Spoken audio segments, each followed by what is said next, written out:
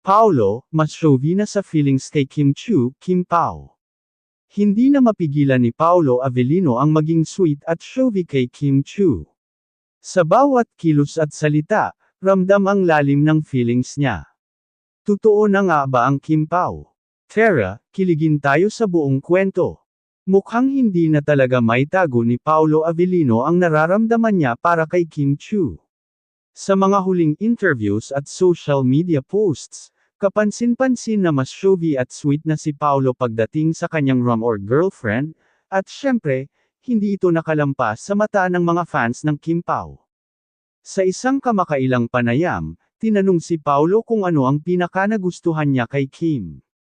Ang sagot niya, mas mahigit, she's kind, smart, and just being around her makes everything feel lighter.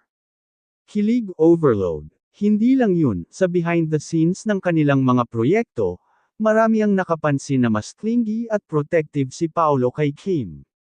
May paabot ng jacket, may paghawak sa likod habang naglalakad, at ang mga mata niyang laging nakatitig kay Kim na punong-puno ng admiration.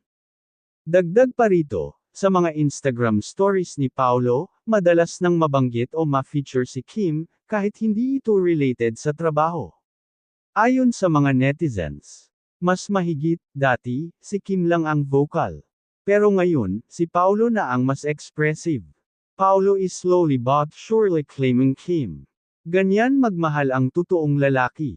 Mukhang mas naging open at confident na si Paolo sa nararamdaman niya. Kaya tanong ng lahat ngayon, official na nga ba talaga sila? Kung hindi man in words, ang mga kilos ni Paolo ang nagsasabing, akin si Kim.